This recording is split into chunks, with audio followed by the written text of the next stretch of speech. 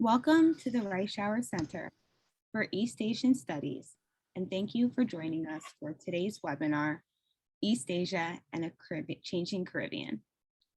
This webinar will consist of three 15-minute presentations by Ambassador Richard Bernal, Professor Margaret Myers, and Dr. Francesco Gonzalez, followed by a short group discussion moderated by Reischauer Center Director, Dr. Kent Calder. If you have questions for the panelists, please feel free to enter them in the Q&A box throughout the webinar, as we have reserved time at the end of the webinar to address them. We are excited to host this webinar as the Latin America and the Caribbean region, also known as LAC, has always been a key location for geostrategic competition and development aid by global superpowers. China's numerous BRI projects have brought more attention to their position in the region. However, Japan and South Korea are also strong trading partners with the region. During today's webinar, we will analyze these relations and the potential impacts they have on the region and global stage as a whole. Because of the recent events in Ukraine, I'm sure Russian presence in the region will also arise, especially considering the strong ties between Russia and select LAC countries, such as Venezuela, Nicaragua, and Cuba. With that, I would like to welcome Dr. Kent Calder to begin today's session. Thank you again. Thank you very much, Lauren, and thank you for all of your efforts in connection to this webinar. We really do have an exciting program today and an important subject, which of course deals significantly with issues within the region, but also issues that are of global importance. Exactly as Lauren said previously, the issues involved with East Asian and changing Caribbean have global significance, particularly with the increasing role of China and to some extent Russia in the region. Additionally, of course, they speak to an important issue analytically for world affairs of the nature of regionalism, which is in many ways becoming more pronounced as some of our global institutions become more brittle, but also involves a transnational involvement by actors outside the region, precisely such as the East Asian countries that we're going to examine today.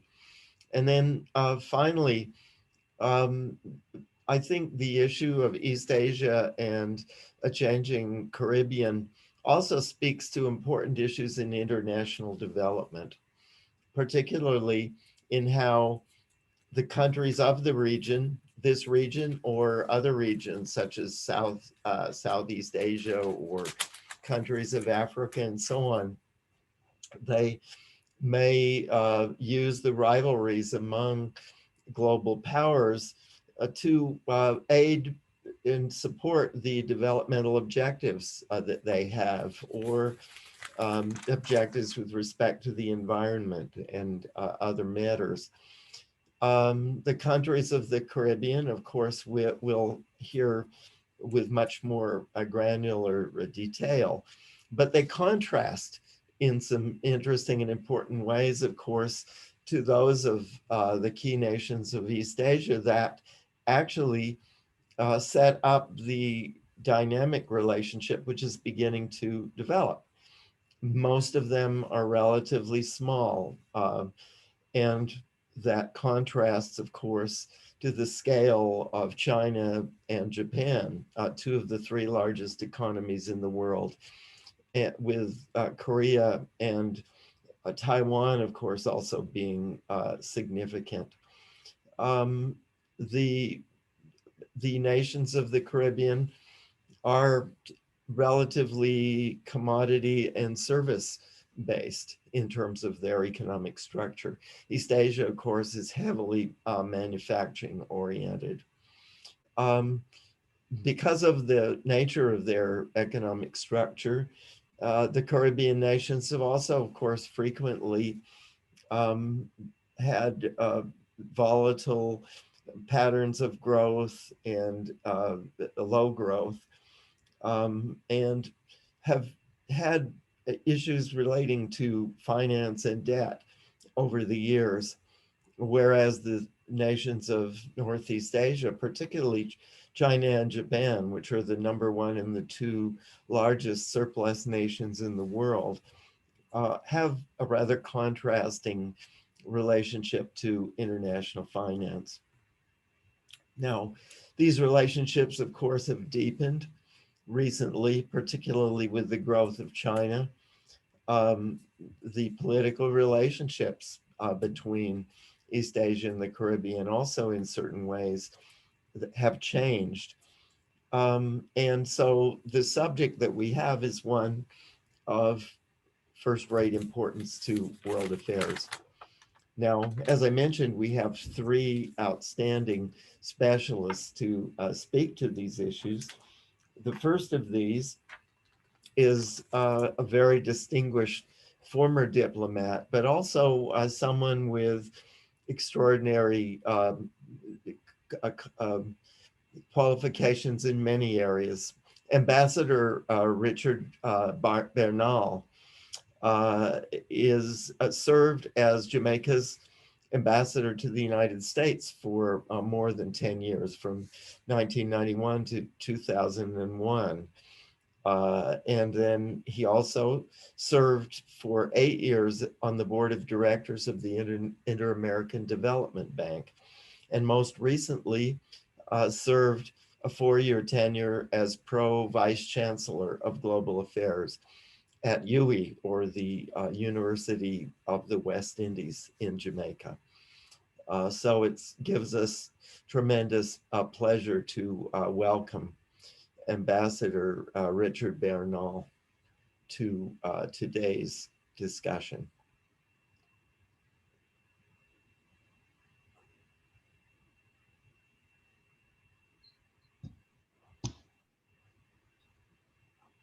Hello. Ambassador Bernal, it's Yes. a real pleasure to welcome. Wonderful to have you with us. Thank you. Good afternoon, Professor Calder, colleague panelists, and all those participating in this Zoom webinar. Good afternoon. You left out in my introduction my real claim to fame, which is that I'm a graduate of the School for Advanced International Studies at Johns Hopkins. Yeah, well, that's our honor. My apologies there, but we're really honored by that. Okay, in the time allotted to me, which is short to deal with the subject, I'm going to try to narrow my focus. I'm going to try to focus primarily on the relationship between China and the Caribbean. I'm doing this not only in the interest of time, but also because the issue which has aroused considerable interest in the Caribbean in recent years has been the growing presence of China in the Caribbean, and in particular, the discomfort which the United States has exhibited towards this growing presence. The Caribbean, English-speaking Caribbean in particular, has had a long relationship with East Asia. The 3 primary countries involved here are the People's Republic of China, the South Korea, and Japan. Relations with Japan and Korea have been in place since the early 1960s. There is trade, very limited investment, and that is mainly the focus of the relationship. The trade is primarily importation of goods from Japan. Very little is exported from the region to Japan and to Korea. China has had a very long relationship with the region, dating back to the late 19th century, not only in trade, but also in the fact that small numbers of Chinese migrants came to the Caribbean to work. After the abolition of slavery, labor was scarce in the sugar plantations, and Indians and Chinese were brought into the region in small numbers. So there's been a long-standing small Caribbean Chinese descended community. The relationship between the Caribbean and China really began to grow after the early 1970s, when China acceded to the seat on the Security Council of the United Nations. The Caribbean countries were among the first countries to recognize the People's Republic of China and their position in the United States. The relationship was relatively small and very quiet until about 10 or 15 years ago.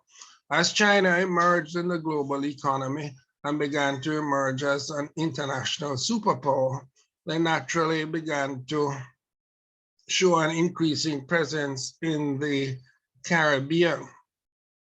The issues which drive the increasing presence of China in the Caribbean are: one, the drive to eliminate the representation and recognition of Taiwan by some Caribbean countries. There are still countries which recognize Taiwan, in particular Belize, Haiti, St. Vincent, St. Kitts, and St. Lucia. This is irksome to China, and China has been working towards getting those countries to switch their allegiance from Taiwan to the People's Republic of China.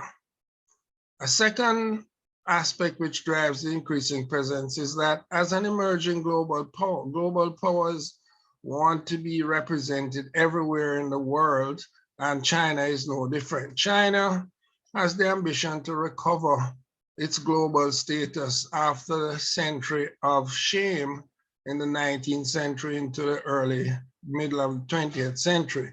And so they are deploying. A third reason for this is that China is a growing economy looking for trade and investment opportunities, particularly sources of raw material throughout the world, and the Caribbean is no exception. Remember, the Caribbean does have some energy deposits in Trinidad, Guyana, and Suriname. The relationship has grown mainly through increasing loans from China to Caribbean countries. The Caribbean countries are small, highly open, developing countries, and while their per capita income is high, they still find the need for development assistance. However, because per capita incomes are regarded as middle income, they have been graduated from the most concessional aid facilities, both bilateral and multilateral. At the time, the Caribbean economy 10, 15 years ago was experiencing difficulties as the traditional export sugar and banana were in decline, and tourism was just beginning to assume considerable importance.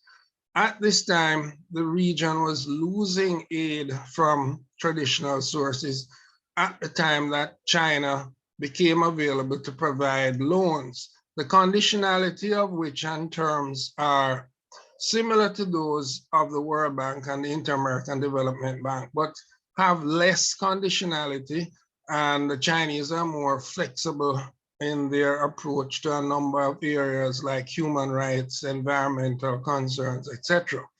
So at the time when there was a deficit in infrastructure investment, Chinese loans became available. They have provided considerable bilateral development loans to the region, to those countries that recognize the People's Republic of China.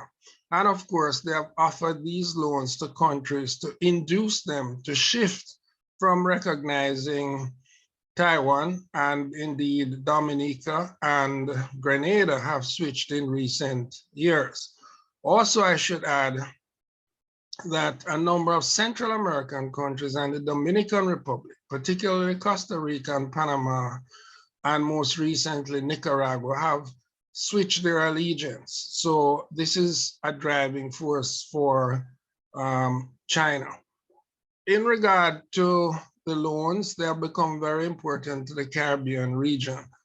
It's been assumed that if that loans mean that the Chinese are exercising considerable influence in the region, That is not necessarily so, for example, in Jamaica, where it's been suggested that Chinese loans provide considerable influence.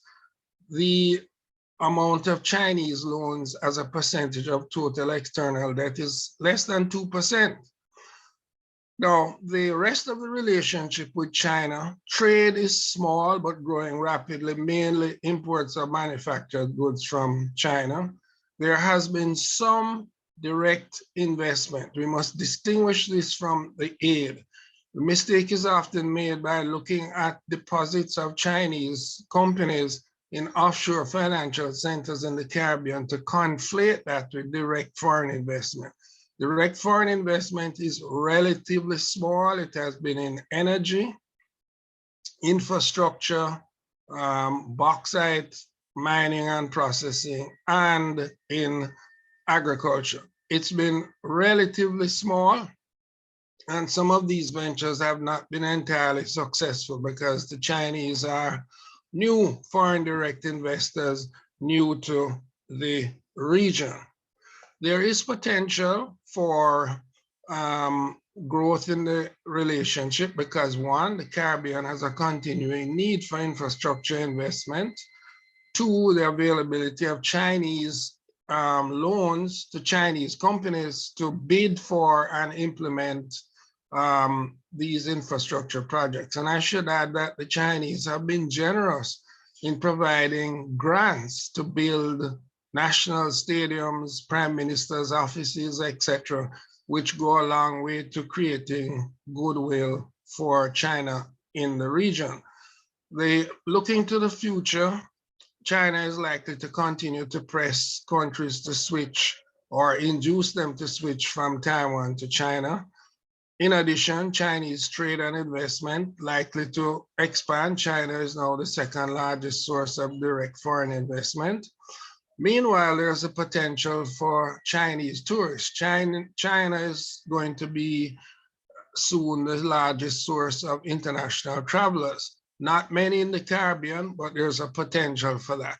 Coming now to probably the issue which has garnered a lot of attention is the US has become concerned about Chinese influence, concerned about it not only in the overall global geopolitics, but concerned about the Caribbean, which has traditionally been an area where the United States has unquestioned dominant influence, certainly since the Second World War. I think that the fears are perhaps exaggerated. I don't see China viewing the Caribbean as a major source of raw materials, although there is possibility for energy, nor do I think this is an area in which the Chinese have any national security issues. If they could get all the countries in Central America and the Caribbean to switch to China, I think there would be less attention. There'll always be development aid and investment and trade, but less attention. The US has chosen to discourage the relationship between the Caribbean and China rather than to compete. I believe that this is a mistake. I believe that there's tremendous goodwill towards the United States in the Caribbean. I don't see China at the moment or in the foreseeable future exercising the kind of influence that the US has had and can have in the region. But the US needs to compete in the areas of trade, foreign investment, foreign aid. And they haven't chosen to do that to date.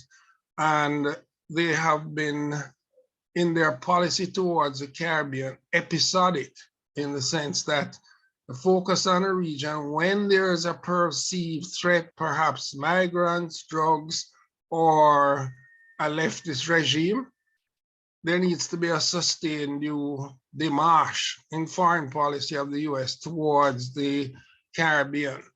So that is the main issue as it relates to the relationship between East Asia and the Caribbean. It is dominated by the discussion about the presence and the so-called influence of China in the region. Professor, I hope I have not exceeded my time. Yes, well, that is absolutely fascinating. Ambassador, we're honored to have you with us. Let me just ask you a couple of brief questions.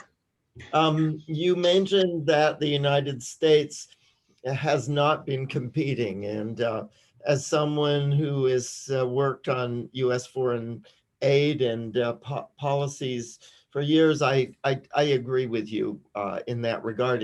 It's unfortunate. But from a broader perspective, probably the United States also would applaud the rising involvement of some other East Asian countries in the Caribbean. And I just wondered if you have any thoughts on both where that is headed and where it ideally should be headed. I'm thinking particularly of Japan, of course, because it's the biggest. There was in the 1980s, if I'm not mistaken, during the Reagan years, Japan was quite more active diplomatically or in terms of development assistance and so on in the Caribbean. I wonder if, particularly as China's role rises, and of course globally, the Japanese tend to be concerned about that, whether you really see any evidence the Japanese are becoming more active, or whether that would be a good thing for countries like Jamaica. I wonder what you think about the Japanese or the Korean role. Happy to respond to that. In fact, later this month, I'll be doing a seminar, Zoom webinar with the Japanese government. The Japanese government has not sought to play the kind of global role which China, the US, and at one time the Soviet Union did in terms of a global expansion. They do have a presence in the Caribbean, but the Caribbean is not a priority area for Japan, in particular for the following reasons. The trade is relatively small because these are small countries, and the trade is dominated by imports, particularly motor vehicles from Japan. And in that regard, they have a secure market presence, which is not challenged by any other supplier, even the United States. Secondly, investment has been very small in the sense that I know of some small investments, one of them being in Blue Mountain Coffee in Jamaica. Thirdly, there is no Japanese descended community in the region, which would be of concern to Japan, unlike countries like Peru and Brazil, which have Japanese descended populations. And fourthly, the Japanese have maintained a presence here. They have maintained aid and other relations with governments. And indeed, they just celebrated 60 years of relationships with Jamaica just last week. So they have a presence, but it's not a priority. There are some issues which should engage Japan some more, in particular climate change. After all, Japan consists of islands. So in a sense, they should have a great empathy for islands. We are obviously much smaller islands, but we face the same challenges of climate change, sea level rise, etc., long maritime borders in terms of security and so on. But Japan has a presence, but it's not been a priority. I don't expect it to seek to expand its presence in the region in response to China or in collaboration with the United States. I see.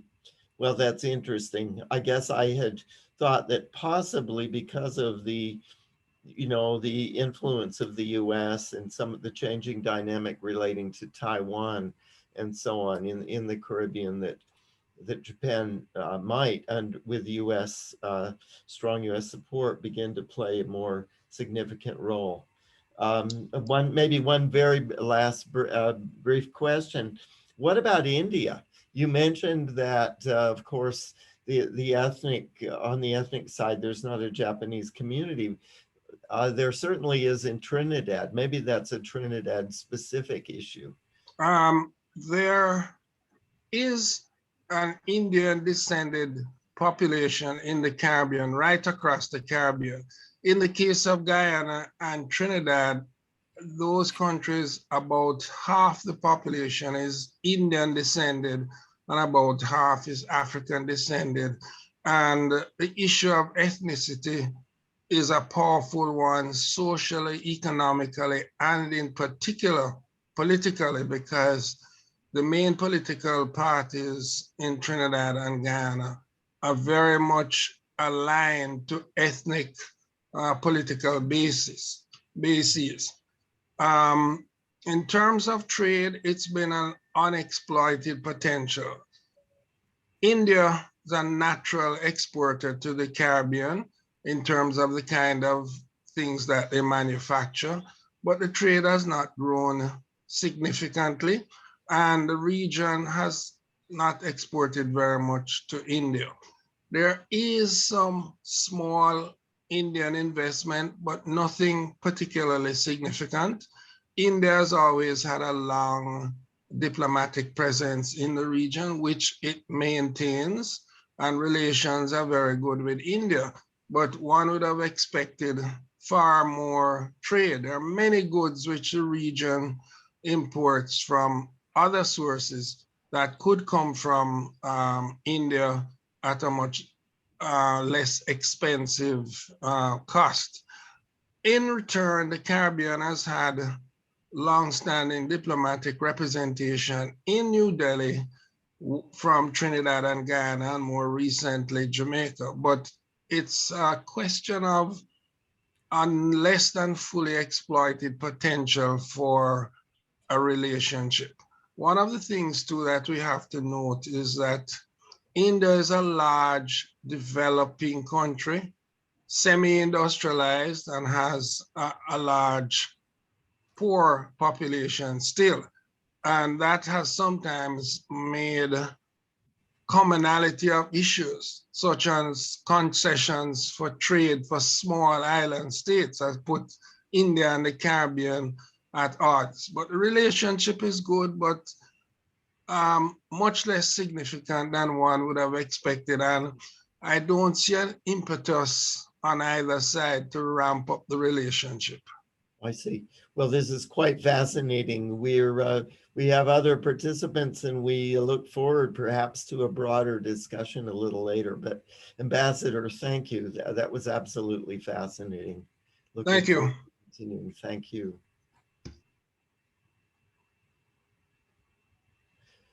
As our next participant, we have Professor Margaret Myers.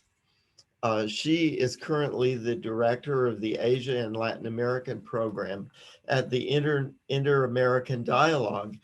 And I'm also proud to say, also teaching here at SAIS Johns Hopkins University. Actually, all of our participants today have that SAIS tie, which I'm delighted to announce. She established this dialogue in 2011 to examine China's growing presence in Latin America and the Caribbean. And one of the most interesting and important dimensions, to my mind, is that she developed the China Latin America Finance Database, which is the only publicly available source of empirical data on Chinese SOEs, or state lending companies in Latin America. So it's a real pleasure to have you with us, Margaret, and we look forward to your remarks. Well, thank you so much, Dr. Calder, for the kind introduction. I'm thrilled to be part of this discussion, and also, to to know that we'll be spending some time focusing on the Caribbean, which is a critical region when we think about Chinese engagement, but doesn't often receive, or Asian engagement in general, right? Doesn't often receive considerable attention. So I follow China, as was described in the introduction, especially closely in my work. And so, like Ambassador Bernal, I'll focus most of my comments today on China's relationship with the Caribbean, and hopefully offer around 5 sort of main observations about the China-Caribbean dynamic, which I hope and I think will ideally complement some of the excellent remarks made by Ambassador Bernal. My first point would be that when considering China's relations and motivations in the Caribbean, it is really quite critical that we disaggregate somewhat, right? It is really important here to distinguish between the various nations that comprise the Caribbean and China's interests in each. So, relations with Cuba, for example, will be in many ways very different from relations with, say, Jamaica or Trinidad and Tobago, for that matter.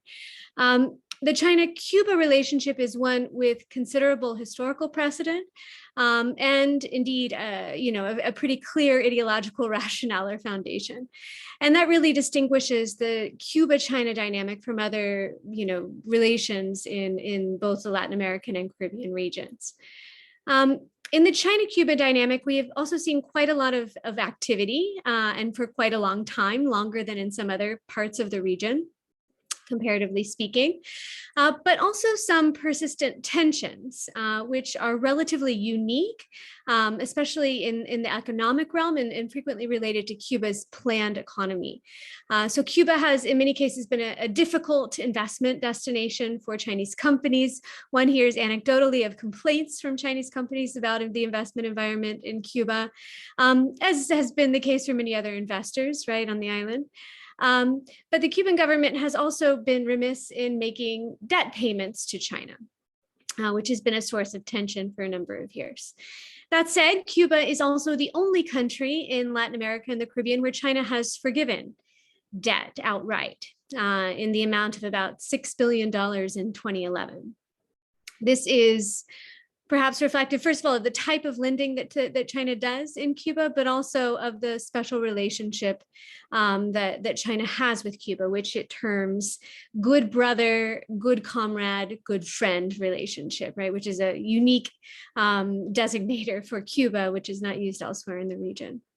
Then if you were to look at the Dominican Republic, right, another part of the Spanish-speaking Caribbean, we have a country where, they just cut ties with Taiwan, as Ambassador Bernal mentioned, but where there is seemingly at this particular juncture under this administration, right, a prioritization of US relations over Chinese ones. That's not to say that the DR isn't looking for more in the way of Chinese engagement, but certainly the brakes have been put on to a certain degree in recent months.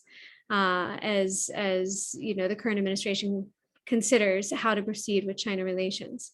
China's relations with other Caribbean countries vary based on the extent of diplomatic and personal ties maintained by Chinese and commercial actors. Engagement has been relatively pronounced in Jamaica, which China appeared to see as something of a hub for its activities in the English-speaking Caribbean when first engaging with the region. Jamaica has also been the top Caribbean recipient of Chinese Policy Bank finance, having received over $2 billion, mostly from China Export-Import Bank, one of the policy banks, since 2005. Oil, too, has driven some Chinese and other Asian, for that matter, engagement with the region. Trinidad, for example, has been a priority destination for Chinese officials and companies. Xi Jinping stopped there during a tour of the broader region in 2013. And as early as 2011, China's sovereign wealth fund, CIC, invested almost $1 billion to acquire a 10% stake in an LNG company operating there.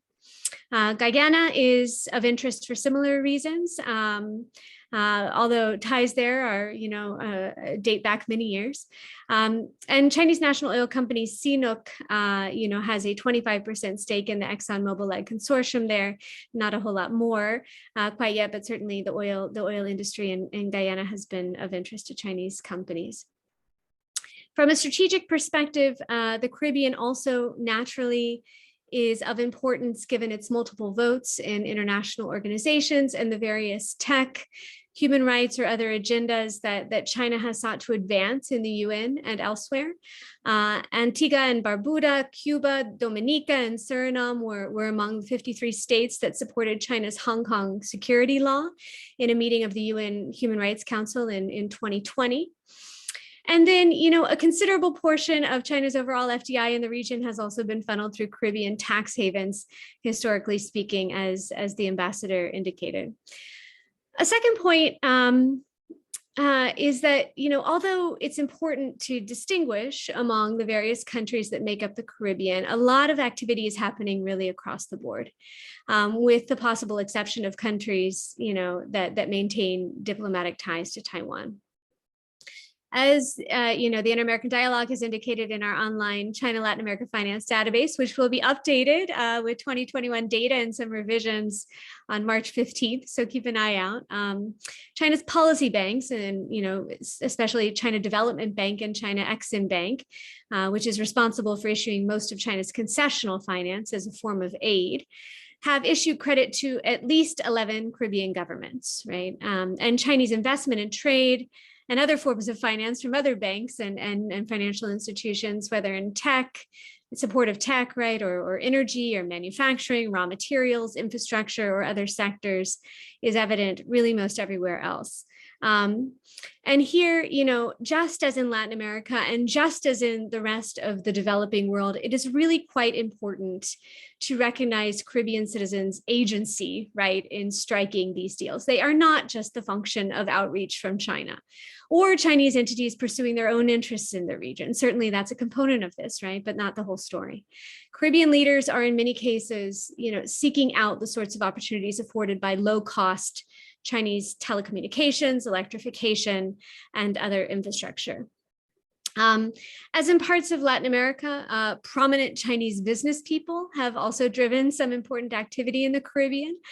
Special economic zone in Antigua was developed by Chinese billionaire Jiang Yida, who later became an Antiguan citizen and heads up that special economic zone. There are plenty of other examples of this sort, also in Latin America, right?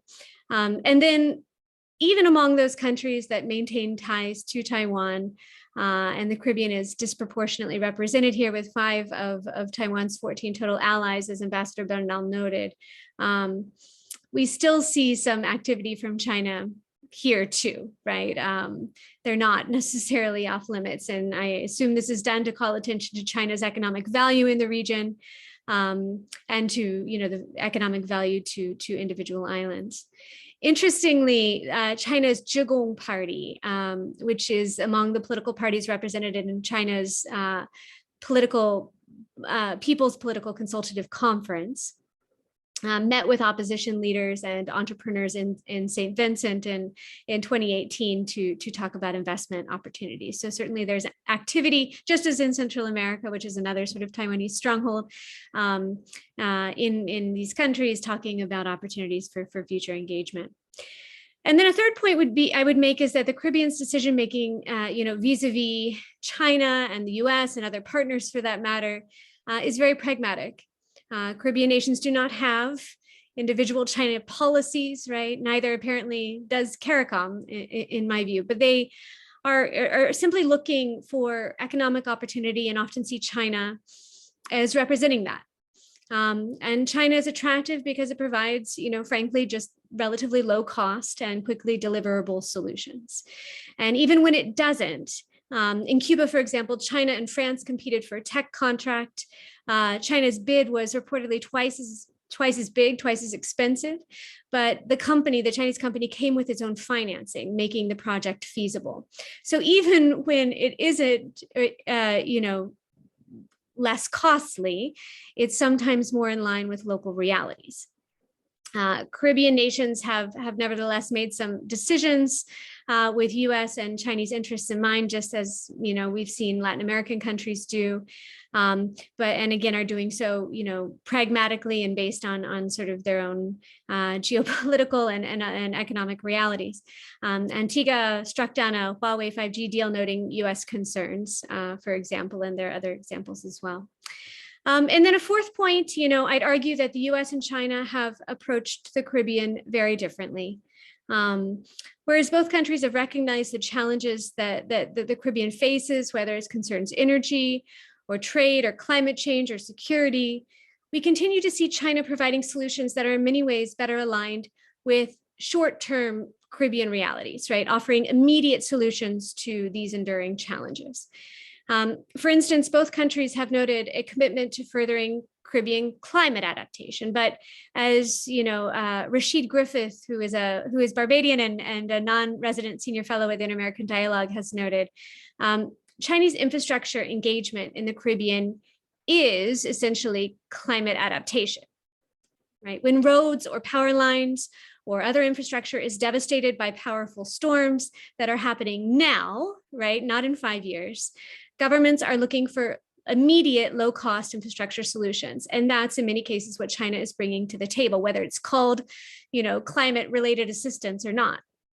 The US tech narrative has similarly fallen on deaf ears in the Caribbean because no one cares about cyber espionage in surveillance and other systems when they are facing pressing and alarming security challenges. And see, Chinese tech in whatever form, right, as a possible solution to their immediate problems, not to mention that Chinese tech is also already pervasive across the entire region. And these are solutions, in terms of boosting security, but all are also seen as potentially, helping to boost pandemic era economic growth.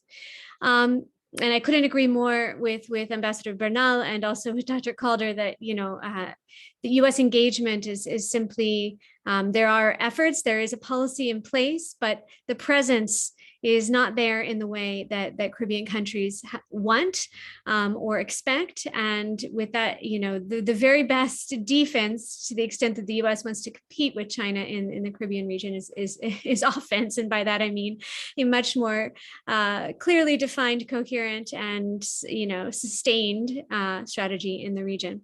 And then finally, I'll just say that we should certainly anticipate more from China in the Caribbean in the coming months and years. In the China Select Cooperation Plan, China is apparently designating some finance for development or redevelopment projects in the Caribbean and other low-lying nations in the LAC region, presumably with climate-related challenges in mind. And Chinese companies, remain interested. They are welcomed in the Caribbean. As do Caribbean nations, right, in many cases. Though it's important to note that not all Chinese projects in the Caribbean turn out as planned, right, necessarily. Some have fallen through in very public ways. So it's not always, a success story. But prominent Caribbean leaders, such as Prime Minister Mia Mottley and others, right, have in general been very supportive of enhanced engagement with China, including in their platforms here in the US. I haven't touched at all on other Asian engagement with the region, and I'm not an expert on that, but certainly India, as we've mentioned, though not part of East Asia and the Caribbean, have extensive and important historical ties. We mentioned India's role or a significant Indian population in some countries. And Japan, we mentioned also, it has a climate change partnership with the Caribbean under the UNDP, and also relations with CARICOM. And I'll stop there. Thank you. Thank you.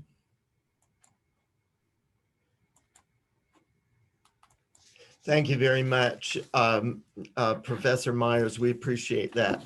Now, as our next presenter, we have Francisco Gonzalez, also one of our colleagues here at SAIS Johns Hopkins. He teaches international political economy and Latin American politics here at SAIS. He earned his master's and doctorates at the University of Oxford in the UK.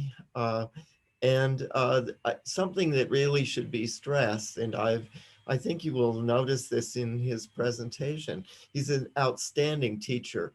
He was a two-time recipient of the Max Fisher Award for excellence in teaching at SAIS. So it's a real pleasure to have you with us, Francisco, and we look forward to your remarks. Thank you very much, Professor Calder. It's a pleasure to be here with everyone and to share the floor with Ambassador Bernal. with Professor Myers. So I've been following very clearly our colleagues' remarks, and I'll try not to overlap anything, or at least most of what I say regarding mine. I have two main perspectives. The first one is to think about the Caribbean, and if you allow me, I will just share my screen. If people can see it, can people see it?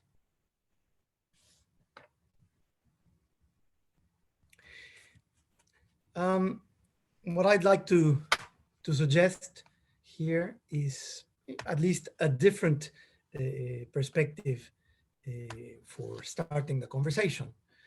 This could be called a small UN model, in that we have a bit of everything. So we've got the hemispheric superpower, the US. We've got middle powers like Mexico, like Colombia, like Venezuela. We have got many different types of political jurisdictions in the Caribbean itself, from nation states to associate states to overseas territories. That's how the British referred to them, to overseas départements, as the French referred to Guadeloupe, Martinique, and likewise as members of the Kingdom of the Netherlands, as is the case with Aruba, Bonaire, and Curacao. So here we have really a crossroads, a historical crossroads that brings together Europe, that of course brings Africa, which is potentially one of the most important elements, and this is part and parcel of the slave trade. Amerindians, of course, original inhabitants throughout the region.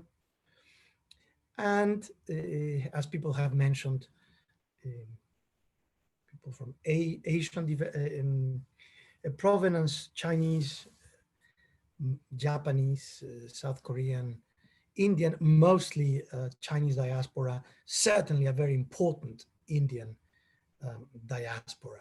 So here, what I wanted to propose was whenever we look at this region, what we're looking at is a microcosm of the world, with very big powers coupled with middle-sized ones, with likewise small, vulnerable ones. And that's not all, of course. Cuba, as we all know, has had significant influence from the ex-USSR since, in particular, 1961, not 59 when the Cuban revolutionaries entered Havana, but certainly within a year or so.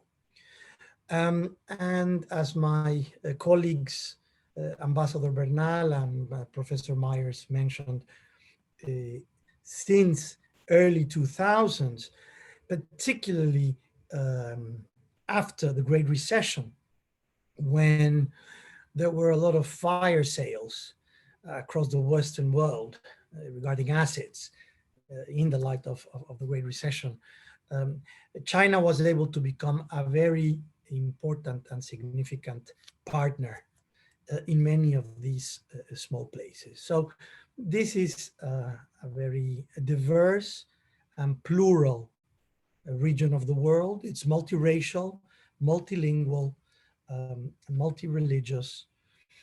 And what we have is today one of those tectonic plates in terms of superpower friction between the US and China.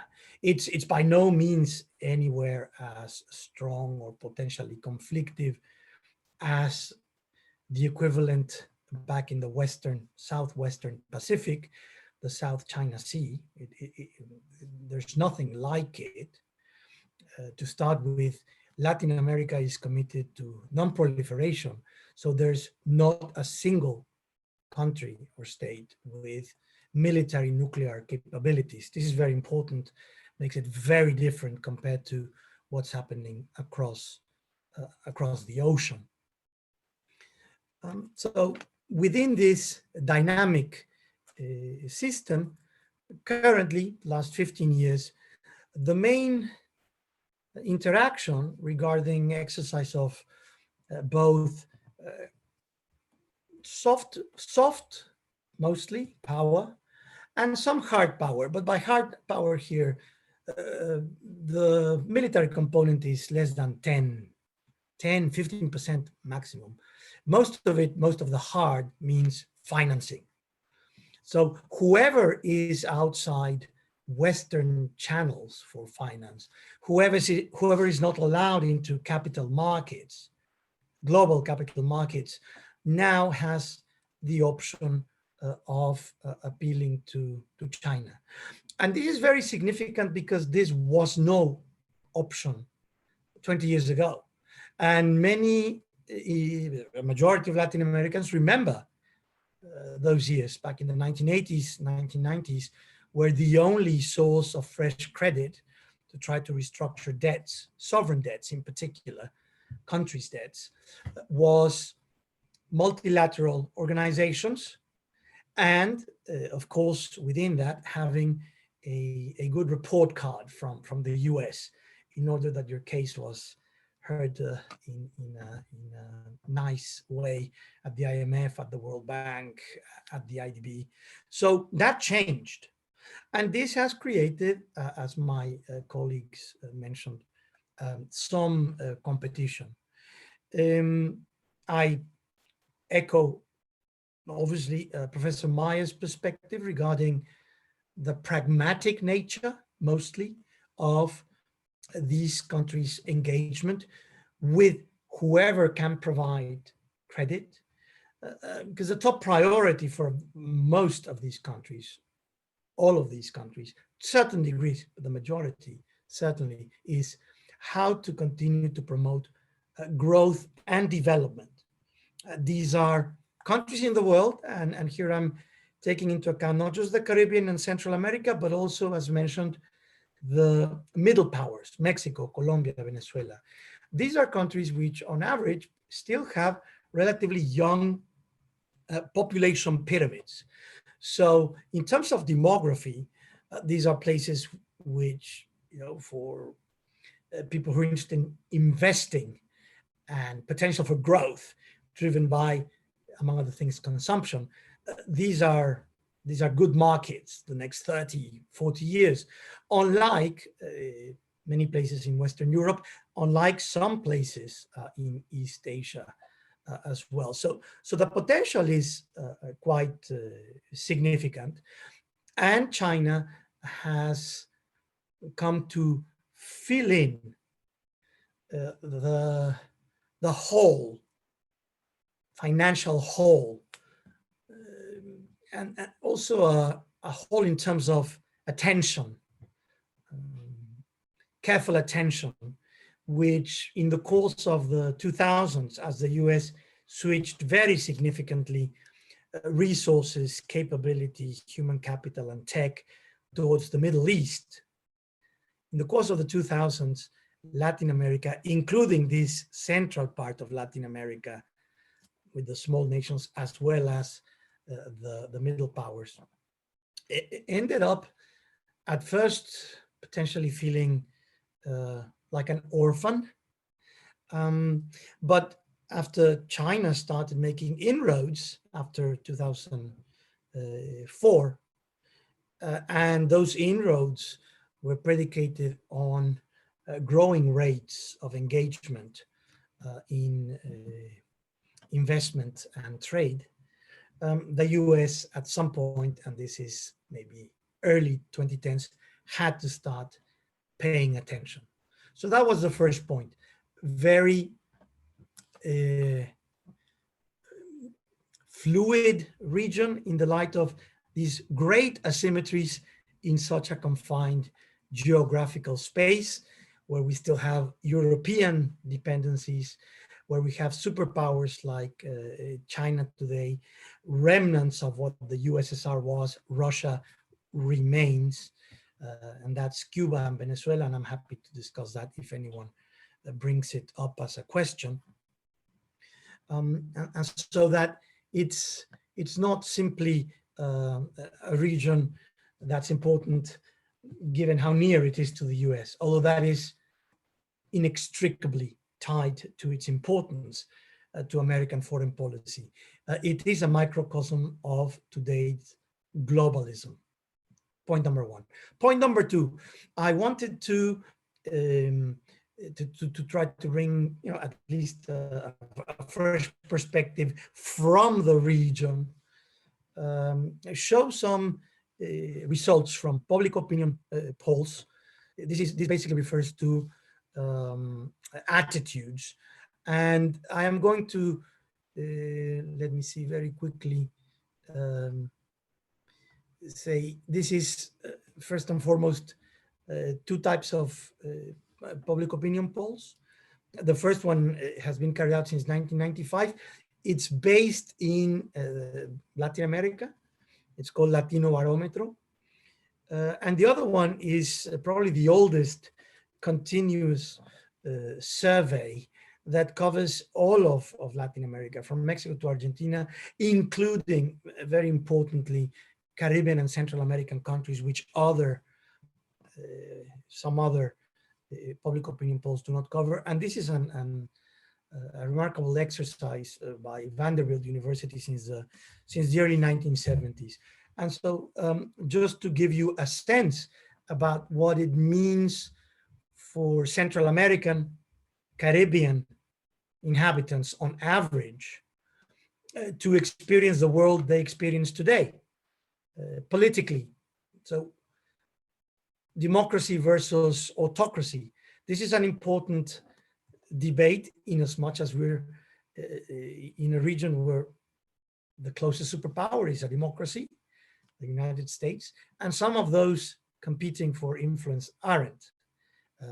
The strongest, the one that's grown the most for the last 15 years being the Public Republic of China. So in terms of politics, yes, several of the countries in this sub-region, and unsurprisingly, it's some of the ones that are that face, some of the toughest conditions on the ground for the vast majority of their population: Haiti, Honduras, Guatemala. These are places where a majority of people say that democracy is not necessarily the best form of government. These are places where people say, in the face of emergency situations, it might be good to suspend democracy, and potentially other types of regimes could have a better capacity to execute policy to overcome whichever these emergencies are. In terms of social perspective, many people in the Caribbean, Haiti, Dominican Republic, Central American countries, Honduras, Guatemala, feel unsafe, and they want anyone who's able to provide a sense of security for everyday life. Issues of security, absence of rule of law, very important. And last one, internationally, and with this I will finish, we have questions in these public opinion surveys that rank citizens' perspectives on the one hand, trust in the US government, trust in the Chinese government. And what we find is that on average tends to be young, 18 to 25-year-olds, higher education in contrast to lower education, and males as compared to females. So young, high educated males who seem to be more in favor of a Chinese engagement in the region. Everyone in the region, Central America and Caribbean, tends to also express high support for disaster risk reduction, disaster aid, and this is something, an area in which we can all expect continued competition from the great powers. With that, I finish and I'll stop sharing my screen. Thank you.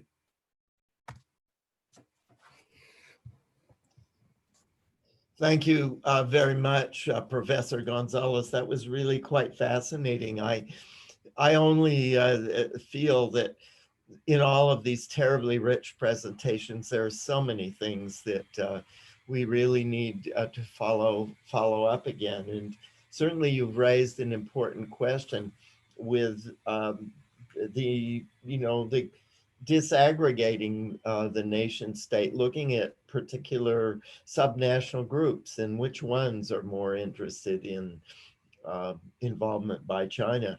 I haven't heard anything like that before, and also raising environmental questions as something which is a major concern. We, of course, I should note here, we also look forward, please, members of our audience, put in questions in the chat, because we do look forward as a group to move toward that. As people are, and if our different participants could come on the screen together, and hopefully we have chance for one or two questions, just as the broader questions from the audience are coming in. So if the members of our panel could please come back on. We had just one or two questions that occur to me from these very rich presentations. The first of these really was, if I understand correctly, the one common theme across this has been the overwhelming importance of China within the region as a whole. Ambassador Bernal interestingly raised the question of involvement by India, or an interest on the part of India in the region, and some degree of skepticism about the longer term importance of China, partly because of the lack of ethnic links. I wonder if anyone would like to elaborate in terms of 2 points. One, the projection that the role of China is just going to continue to become more and more important. Professor Gonzalez mentioned that case of Venezuela. One could assume that might well be one area. But then the other question of whether there are other major East Asian nations, following up on Ambassador Bernal's point, which might also develop a broader presence, such as India. I mean, there's many other things one could ask, and hopefully this will begin to stimulate questions from our audience. And, I can already see some of those emerging, but I wonder if people had any thoughts on some of those issues that I think arose out of our earlier discussion. Yes, Margaret. I'm happy to speak on the first question. And just, I mean, this is something we track very closely, is our sort of developments especially in the economic relationship, right? Whether we're talking trade or foreign direct investment or finance in Latin America and the Caribbean as a whole, in the LAC region. And, what we've seen, broadly speaking, right, not related to the Caribbean specifically, is something, what I like to call a tapering of economic activity. So trade still underpins so much of the relationship, so especially in South America, much less so in the Caribbean, as Ambassador Bernal noted very rightly. But has continued to be a sort of continuous and consistent and important feature of the relationship throughout, right? But foreign direct investment fluctuates year by year due to wide-ranging factors, the interest of various companies, the extent to which China is prioritizing certain industries over others, the availability of finance, wide-ranging other things, supply and demand side factors, really do shape the extent of the FDI, not just in Latin America, but also in the Caribbean. And we've seen some projects halted, right, altogether because of issues on the ground. And then I would say, in the area of finance, we aren't seeing these big loans, including to Caribbean countries anymore, these sovereign loans, right, which for so many years characterized the China-Latin America financial dynamic and Caribbean financial dynamic. These sovereign loans have all but disappeared, right, from Chinese overall Chinese engagement, economic engagement with the region. And so what we're seeing, that's not to say we won't see more finance, but we're seeing a much wider range of actors doing these things and in smaller amounts. It's a focusing, right, a focusing on sectors that are of critical interest to China in terms of developing its own economy, right, and ensuring economic growth well into the future and in a sustainable way. So we're talking tech, we're talking all of these innovation-related industries, and indeed, these are some of the areas where we're seeing very pronounced influence and interest in the Caribbean. And I think that will continue to be the case, but it's not going to be this upward trajectory, in perpetuity. It will be something of a tapering and something of a focusing. At least that's my projection. I'd look forward to others' thoughts on that. Thank you. Does anyone have? Yes. Yes, Ambassador Bernal. Thank you. I expect the Chinese presence in capital projects to continue. Remember that the amount of money being spent by China in the Caribbean probably couldn't be identified in the budget of the People's Republic of China. It is so small. It's large for the Caribbean, but it's very small. Recall that in addition to the continued search for investment projects, both by the state enterprises with the aid of financing. Remember, these companies are very competitive and they're large.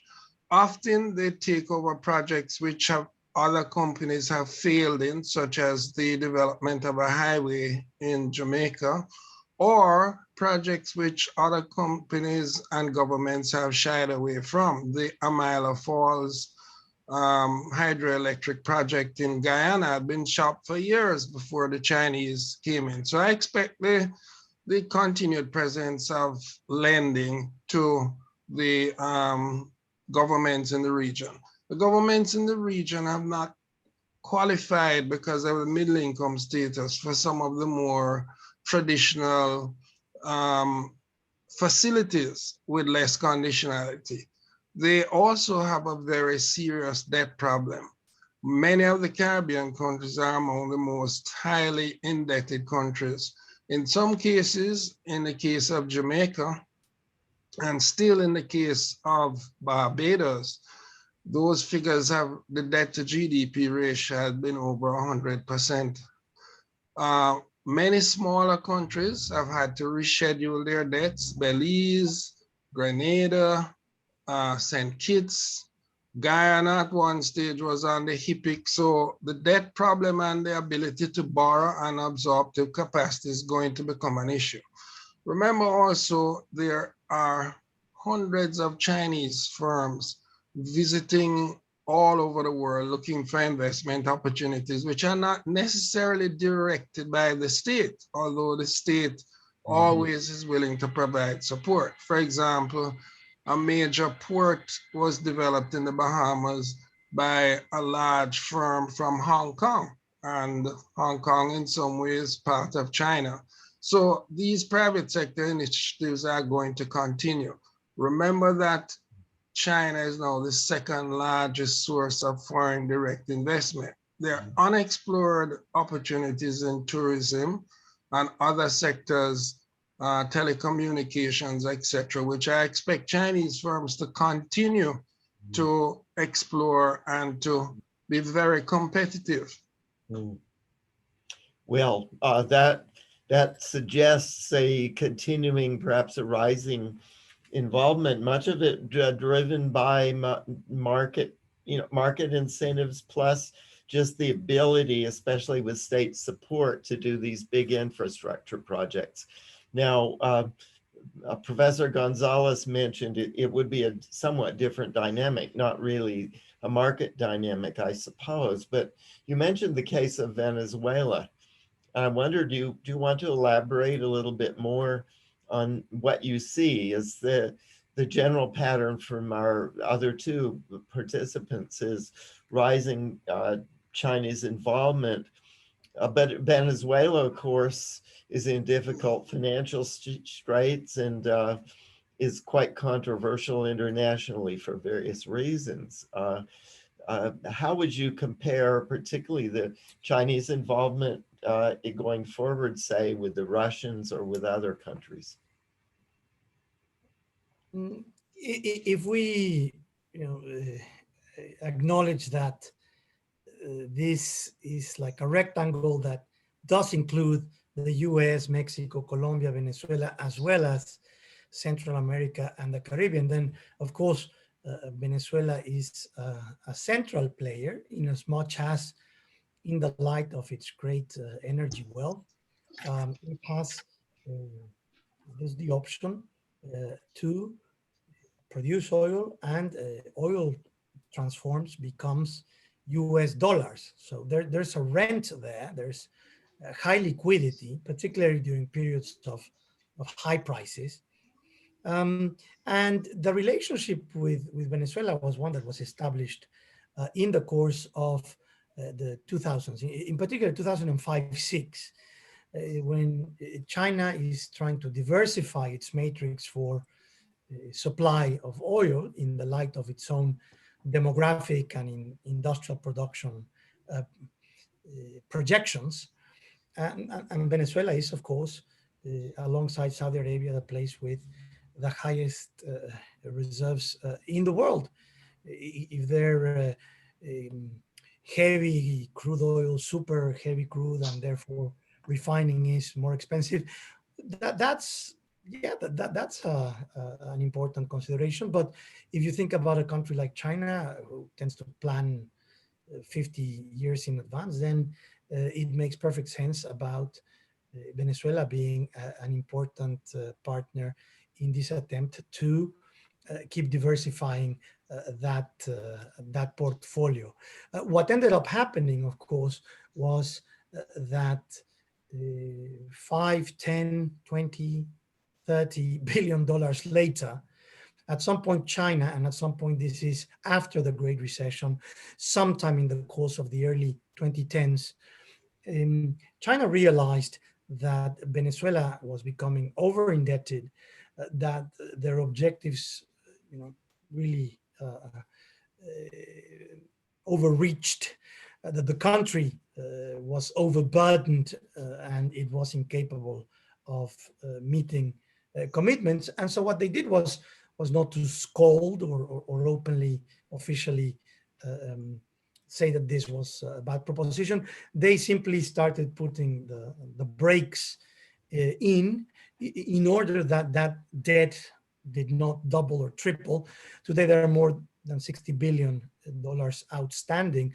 So that's a relationship that, at least early on, in terms of mutual advantage, was one of these typical win-win, which the Chinese establishment likes to portray as, it makes sense to go there and do this. They ended up in a deadly embrace, but China is in no way, as far as I know, doing anything beyond keeping current investments to prop up the regime. And that is different from both Cuba and Russia. In particular, Cuba is intimately linked to the regime. And the reason why Nicolás Maduro's regime earlier on, Hugo Chávez's, particularly towards the end of his life, between 2011 and 2013, the reason the regime has managed to stay alive is intimately linked to their strategic alliance with the intelligence services in Cuba, who are in charge of the security of the head of state, be it Chávez before he died, and since then Maduro. So the Cuba-Venezuela relationship is very important. There isn't a big Chinese component mediating that. Mhm. Well, thank you very much. It's a fascinating, these dynamics really are fascinating and clearly a key element of the Caribbean going forward. We have today, I think I mentioned to you in the beginning, of course, many people who are watching with great interest, but one that I know who has been listening with particular interest is our Reischauer Policy Research Fellow, Lauren Mosely, who is of Haitian American heritage. And so she has a particular interest in the Caribbean and its evolution. And she's going to be moderating our Q&A. I think she has, Lauren, it's good to see you. Yes. And you have, as I understand it, you have some questions of your own, and I see that there are some in the chat as well. So it's all yours. Please go ahead. I'm going to go ahead and ask my question, then we'll open it up to the questions in the chat as well. But according to a recent report, ACLAC expects the LAC region's growth to slow to 2.1% in 2022. There are numerous reasons for this. For example, COVID-19, SMEs, inefficient government spending, and the digital gap. I know I attended a seminar actually from the Inter-American Dialogue. I think, Margaret, you were actually moderating that one. But JICA had pointed out that they have programs focused on SMEs and helping to improve them or helping develop them. So my question is actually more toward the digital gap. Access to internet, for example, is advantageous to both LAC as well as their partner countries. So do you guys see any partnership opportunities, public-private partnerships or anything to that extent with East Asian countries and Caribbean countries?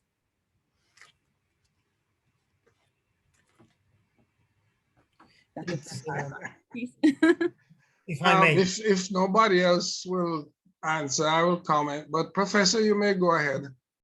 Oh, thank you so much.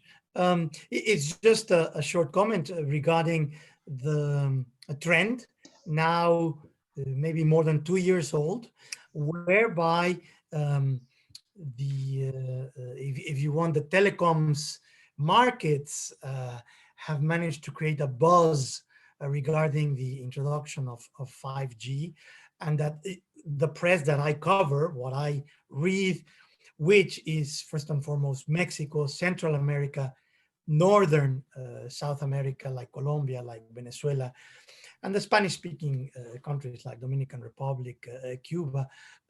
In all of them, the packages, if you want the standardized package to bring in a cost-effective manner 5G at an affordable rate, not just for individuals, but for household units. China is very clearly offering and has been offering the best possible package. So understanding whatever the security, intelligence issues might be involved regarding Huawei being a player in the US or in some Western European countries, it's being openly welcomed in Latin America, in the sub-region that we are talking about today. And this follows what Professor Myers reminded us about, the by and large pragmatic attitude of whoever is involved. It doesn't have to be progressives, left-wing governments.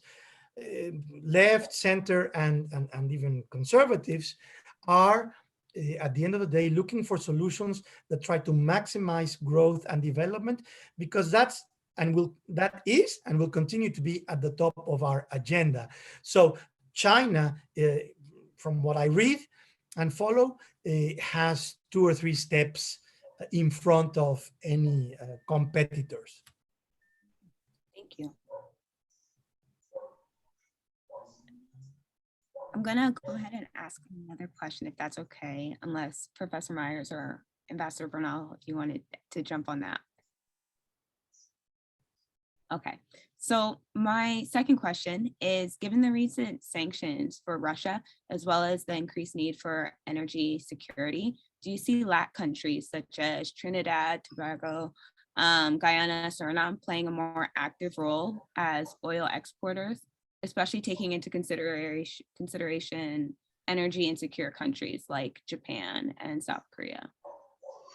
I'll take a shot at that, which is that most of the countries in the Caribbean are over 90% dependent on imported fossil fuels. In the case of Trinidad, there's some natural gas, and in the case of Guyana and Suriname, large deposits are now been identified, but it will take some time for production to increase significantly. In the short run, what is happening in the Ukraine is already affecting oil prices, and for most of the Caribbean countries who have to import oil, this is going to be a factor aggravating their balance of payments, foreign exchange, and fiscal budgets at this time.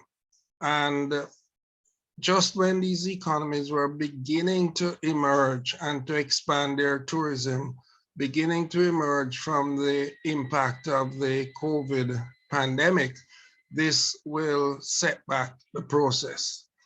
To the extent that other commodity prices increase, interest rates, etc., it is going to lead to imported inflation in the region. Trinidad and Guyana, it will take some time for them to expand their production capacities to become a supply consideration, but in the medium term, certainly. Let me mention in passing that Venezuela, as a middle power in the region, had a very significant role during the period when oil prices were extremely high, over $100 a barrel, because through the Petro-Carib initiative, they provided to Cuba and to the English-speaking Caribbean oil, which only a portion of which had to be paid immediately and a share of which would be deferred for later payment. And this elicited tremendous goodwill and appreciation for Venezuela in some of the countries of the Caribbean. And that is why they differed from the US in its approach to the Maduro regime in Venezuela.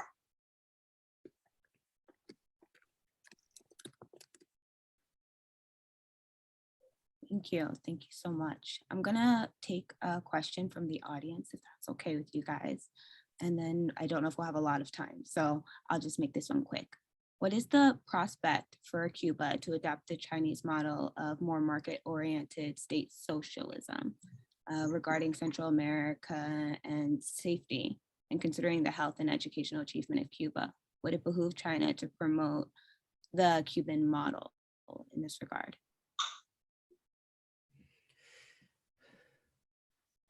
I should probably put this to you, Dr. Gonzalez, but let me just say one thing very, very quickly, and that is that there have been efforts, right, on the part of China to introduce this model, right, and to talk about this model with Cuban leadership, you know, in the early 2000s and even into the 2000 teens, so to speak, and without much progress, right? And there has been a degree of resistance, and indeed, sort of the two different models have not intersected well, and this has been brought up by Cuban economists as they advocate for a stronger relationship between China and Cuba, noting that these structural factors have been problematic. So I'll say that it's not as though Cuba is necessarily keen on adopting this model straight away, and I'll turn it to others to comment. I'll very quickly say that we have to be careful when we talk about the Chinese model. China is a unique country. Its political configuration, the model it has used, and the adaptation of that model as it goes international is unique to China. Cuba is a very different situation from China in terms of it being a small, resource-limited economy suffering from the continuation of US sanctions. Very different from China. The issue is what sort of balance will be struck between private sector activities and state sector. What we have seen in Cuba is an inconsistent approach. One step forward, two steps back in terms of the balance. It's very difficult to predict how that is going to take place.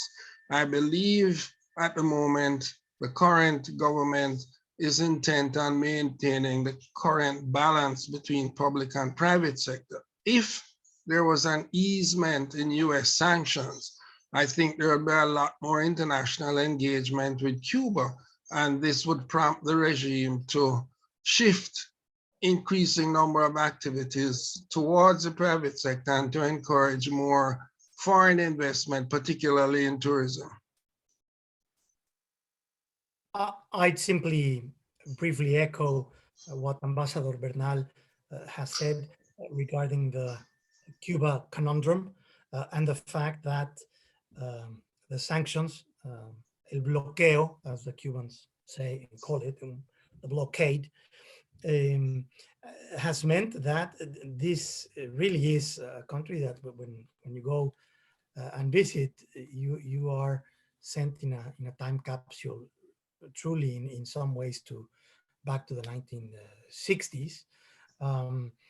The regime particularly also feels more threatened than the Chinese regime ever felt. I mean, maybe except the Tiananmen protests fueled by students coming to the capital from many parts of the country. That was a crowning moment for those who believe in democracy and wanted that push.